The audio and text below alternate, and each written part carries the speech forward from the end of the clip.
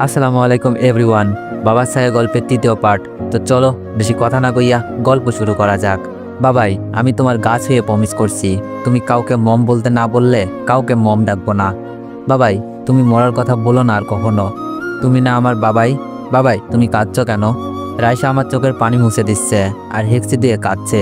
রাইসা বলল, বাবাই আমাকে একটু বুকে নিবে? তোমার বুকে যেতে খুব ইচ্ছে করছে। আমি ফ্লোরে হাঁটু গেড়ে বসে রাইসাকে বুকের সাথে জড়িয়ে নিলাম। রাইসা বলল, বাবাই আমরা কি এখান থেকে চলে যাব? আমি বললাম, মামনি, আমরা এখান থেকে চলে যাব। তুমি তোমার কাপড় চোপড় বই খাতা ব্যাগে নাও। রাইসা বলল, আচ্ছা বাবাই, আমি কি আন্টির সাথে কথা বলতে পারি? আমি বললাম, আচ্ছা যাও। রাইসা ম্যাডামের রুমে দুইবার নক করতেই দরজা খুলে দেয়। কথা বলল, বন্ধু তুমি আমাকে আন্টি রাখছো কেন? রাইসা বলল, সরি আন্টি, এখনকার বন্ধুত্ব সমানে সমানে হয়। বাবা বলেছে আমরা তো গরিব, আমাদের বন্ধু হচ্ছে আল্লাহ। আল্লাহ নাকি আমাদের খুব ভালোবাসে, তাই ভালোবাসার পরীক্ষা নিচ্ছে। আন্টি আমরা চলে যাচ্ছি, আমাদেরকে ক্ষমা করে দিয়েন, আমার বাবাকে ক্ষমা করে দিয়েন। বাবাই কাঁদলে না আন্টি, আমার খুব কষ্ট হয়। জানেন আন্টি, সেদিন বিয়ে বাড়িতে নিজের মমি মেয়ে বলে স্বীকৃতি দেয়নি, আর আপনি তো বন্ধু। আচ্ছা আসি, আপনাদের অনেক কষ্ট দিয়েছি, ক্ষমা করে দিয়েন। আর হ্যাঁ, নিজের কেয়ার নিয়েন।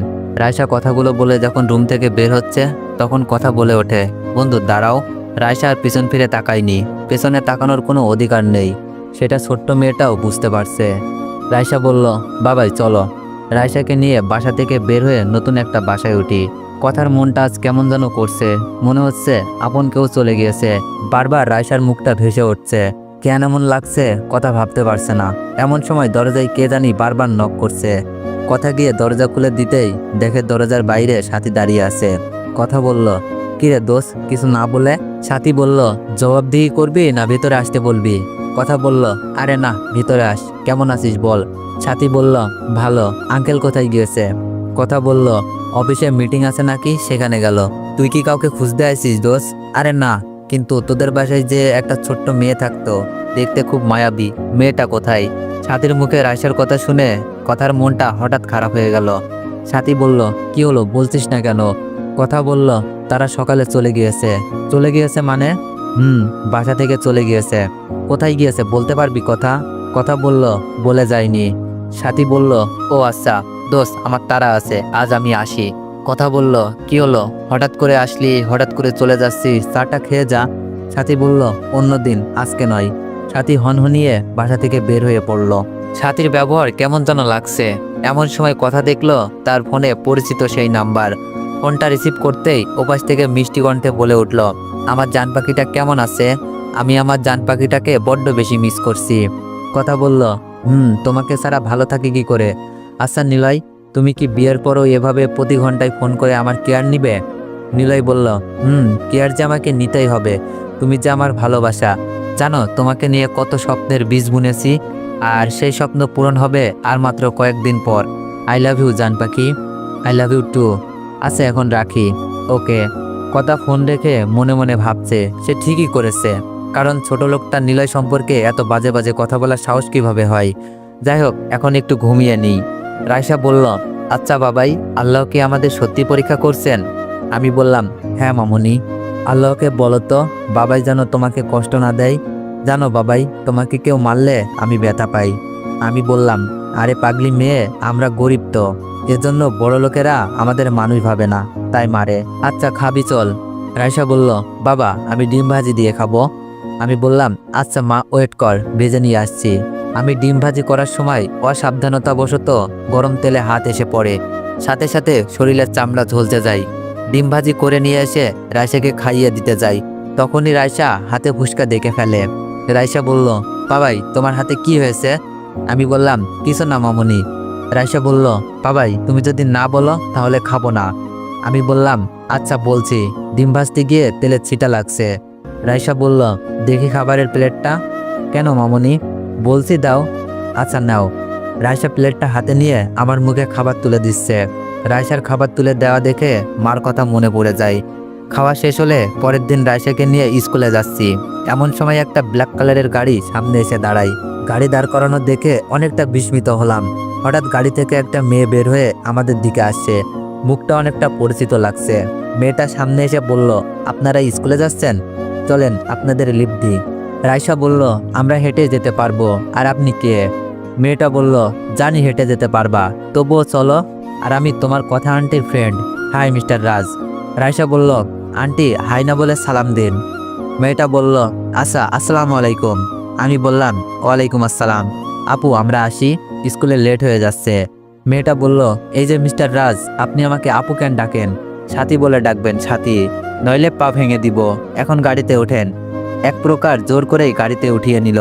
স্কুলের সামনে এসে বলল, আমরা কি বন্ধু হতে পারি? আমি কিছু না বলে গাড়ি থেকে নেমে পড়লাম। সাথী অবাক হয়ে তাকিয়ে আছে। আজ সাথীর নিজের কাছেই নিজেকে কুৎসিত লাগছে। আসলে কি সে কি দেখতে খুবই খারাপ, যার জন্য বন্ধুত্ব করা যায় না? দুপুরে যখন রাইসাকে নিয়ে রিক্সা করে বাসায় ফিরছিলাম, এমন সময় রাইসা বলল, বাবাই চলো না, আজকে আইসক্রিম খাবো। আমি বললাম, আচ্ছা, সামনে একটা রেস্টুরেন্ট আছে, সেখানে কেমন? রাইসা বলল, তবে শর্ত আছে। আমি বললাম, কি শর্ত মামুনি?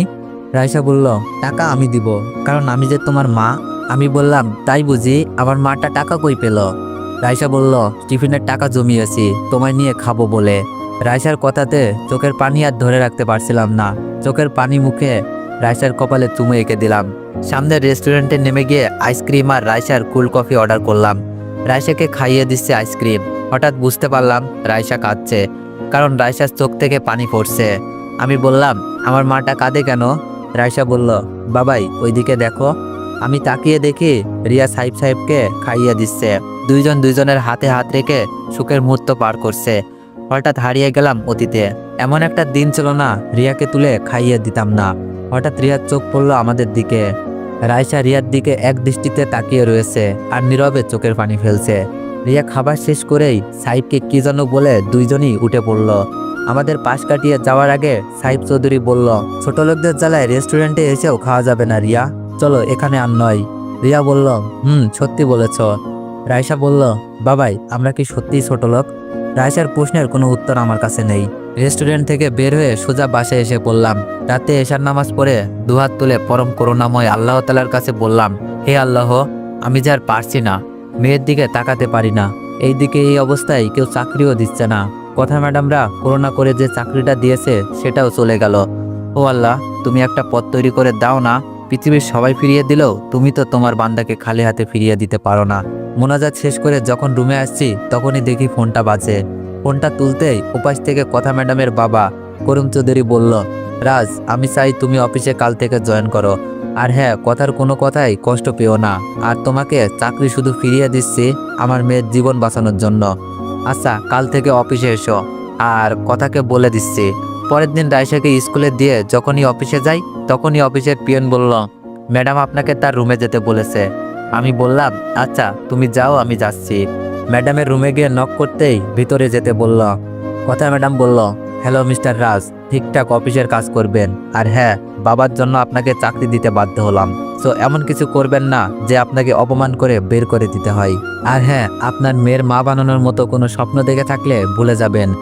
আর আমার আর নিলয়ের বিষয়ে কখনো কোনোদিন যদি কারোর সামনে বা আমার সামনে খারাপ কিছু বলেন তাহলে জুতো পিটা করব। আমি বললাম, ম্যাডাম আর হবে না।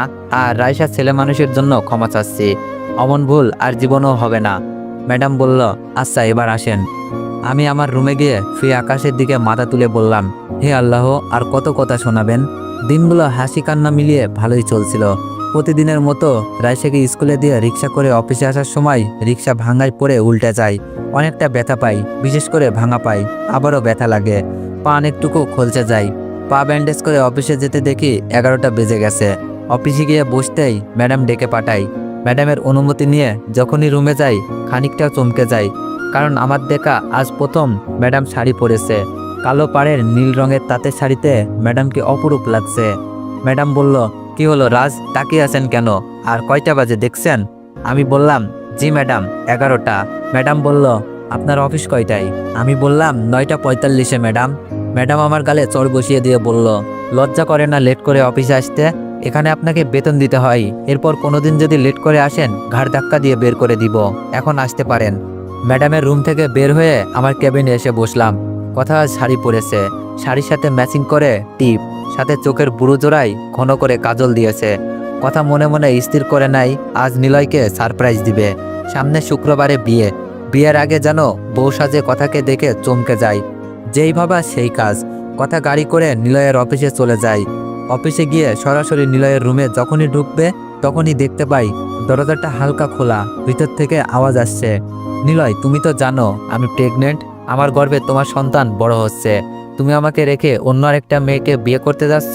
নিলয় বলল, আরে আনিশা সুইটহার্ট আমার, আমি তো তোমাকে বিয়ে করেছি, তুমি চাও না আমরা অনেক টাকার মালিক হই, সেই জন্য করিম চৌধুরীর মেয়েকে প্রেমের জালে ফাঁসিয়ে বিয়ে করে সব সম্পত্তি আমাদের নামে করে নিব, তারপর ডিভোর্স দিয়ে দিব, আর তোমাকে নিয়ে সংসার করব বেবি। আর এজন্য কথাকে ছুঁয়েও পর্যন্ত দেখিনি, যেন বুঝতে না পারে ওকে অনেক লাভ করি। সত্যি বাবু, ইউ আর গ্রেট। এই কথা বলে তানিশা নিলয়কে জড়িয়ে ধরে। মুহূর্তের মাঝেই কথার চোখ দুটি ঝাপসা হয়ে আসে। যে নিলয়কে এতটা ভালোবাসতো আর সে নিলয় অন্য একটা মেয়ের বুকে, নিলয় এতটা খারাপ জানা ছিল না। পায়ের নিচের মাটি সরে যাচ্ছে, বারবার রাজের কথাগুলো কানে ভেসে আসছে, ম্যাডাম নিলয় ছেলেটার চরিত্র ভালো না। সত্যি সেদিন কথাগুলো বিশ্বাস না করে অনেক বড় ভুল করতে যাচ্ছিলাম। রাজ কি আমাকে ক্ষমা করবে? না, এখানে আর এক মুহূর্ত নয়। অফিস থেকে বের হয়ে সোজা বাড়ির দিকে রওনা দিল কথা। আজ আর অফিসে যেতে মন চাচ্ছে না, তাই অফিসে ফোন করে বলে দিল আজ আর অফিসে যাব না। বাসায় এসে কথার বাবা কার সাথে যেন ফোনে কথা বলছে। কথা কিছু না বলে দোতলায় চলে গেল। বুকের ভেতরটা কেমন যেন খাকা করছে, খুব করে কান্না পারছে কথার। হঠাৎ কে যেন বলল, বন্ধু আমি তোমাকে মম ডাকি। রুমের দিকে চেয়ে দেখে কেউ নেই। মুহূর্তের মাঝেই রাইসার মায়াবী মুখটা ভেসে ওঠে। ফোনের গ্যালারি ঘেটে দেখলো রাইসার 3টা পিক। কি সুন্দর চাহনি। আমি কেমন করে ছোট্ট মেয়েটা সেদিন মারলাম। না, আমার সাথে যা হয়েছে ভালোই হয়েছে। হঠাৎ কথার ফোনটা বেজে উঠল। ফোনের দিকে চেয়ে দেখে নিলয় ফোন করেছে। অনিচ্ছা থাকা সত্ত্বেও ফোনটা ধরলাম। হ্যালো বেবি, তুমি কেমন আছো? তোমাকে না বড্ড মিস করছি। জানো আজ তোমার জন্য একটা শাড়ি কিনেছি, তুমি না নীল শাড়ি পছন্দ করো? নিলয় বলছে, আজকে সকালে ফোন দেয়নি বলে রাজকুমারী বুঝি রাগ করেছে? আচ্ছা আমি কান ধরছি, কেমন? মহারানী, এমন ভুল আর হবে না। আচ্ছা এই অদম তোমার হাতের স্পর্শ পেতে চাই। কি হলো বেবি, কথা বলছো না কেন? আমি কিন্তু এখন লাঞ্চ করিনি। কথা চরিত্রহীনটার কথা আর শুনতে ইচ্ছা করছিল না। ফোনটা কেটে দিয়ে নাম্বারটা ব্লকে রেখে দিলাম। চোখের পানি গড়িয়ে পড়ছে, বুক ফেটে কান্না আসছে, বালিশে মুখ লুকিয়ে কাঁদছি। এমন সময় বাবা দরজায় নক করে বলল, মা আসবো? চোখের পানি মুছে বললাম, হ্যাঁ বাবা আসো। বাবা রুমে এসেই বলল, মামুনি দেখো তো তোমার বিয়ের কার্ডগুলো কেমন হয়েছে।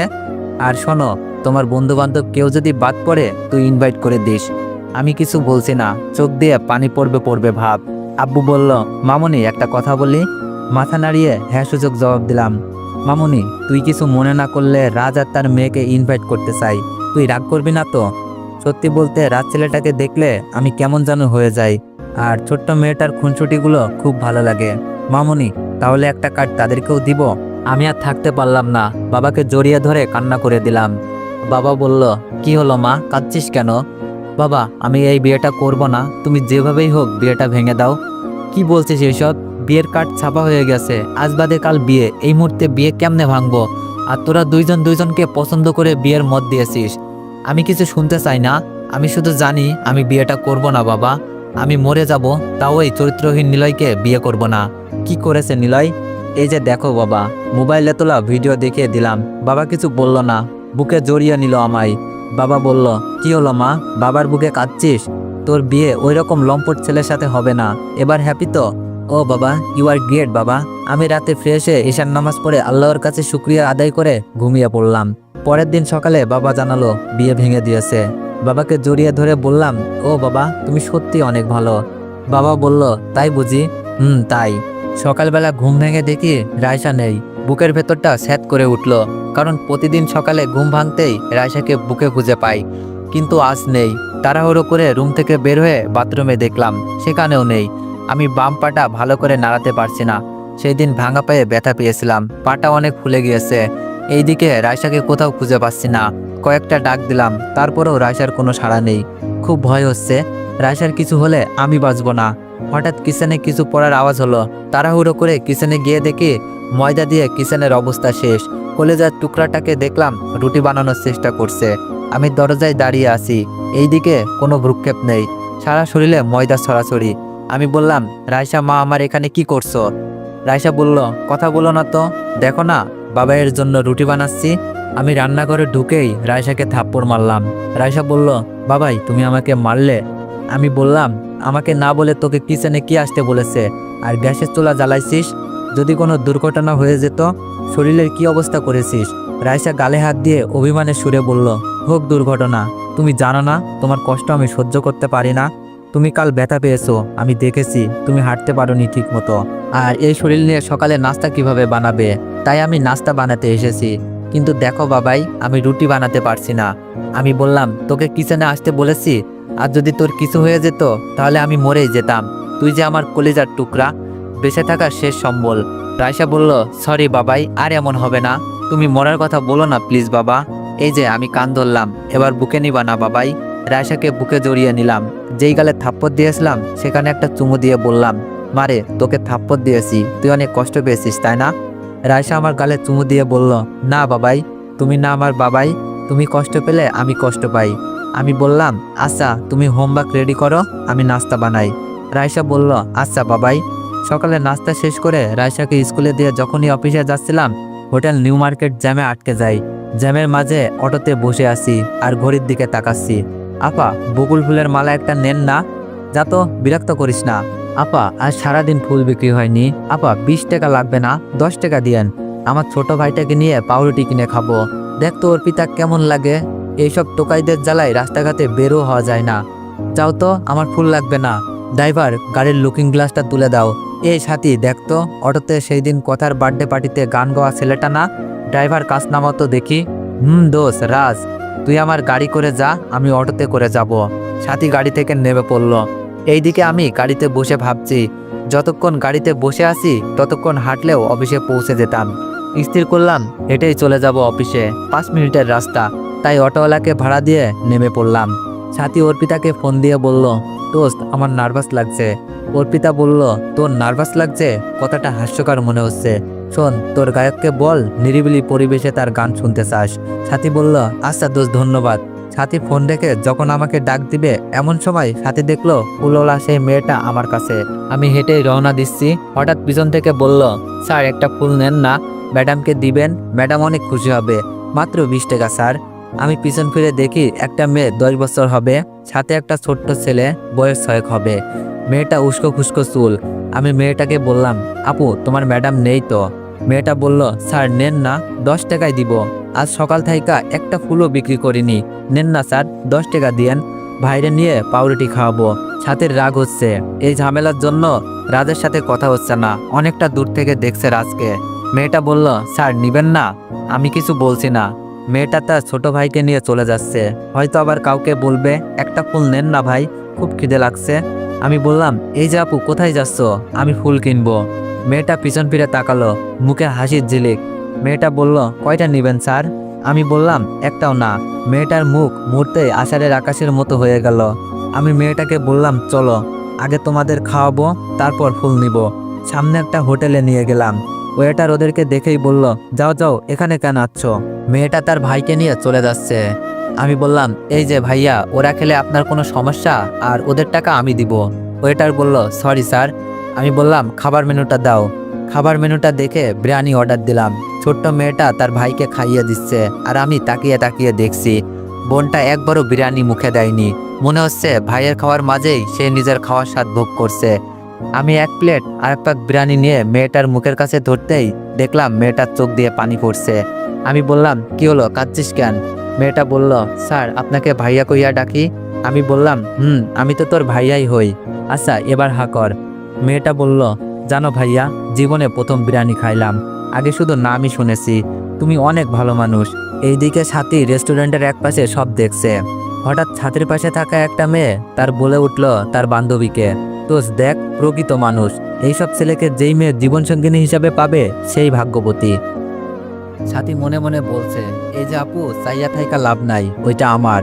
এইদিকে মেয়েটা তার ছোট্ট ভাইকে খাইয়ে বিল দিয়ে বের হতে সময় বলল, আপু তোমার নাম কি? মেয়েটা বলল, রিক্ত, আর ছোট ভাইটা নাজমুল। আমি বললাম, আচ্ছা আপু, আমার অফিসে যেতে লেট হয়ে যাচ্ছে, এই টাকাটা রাখো। আর তোমার বাসা যখন এখানেই, আবার দেখা হবে।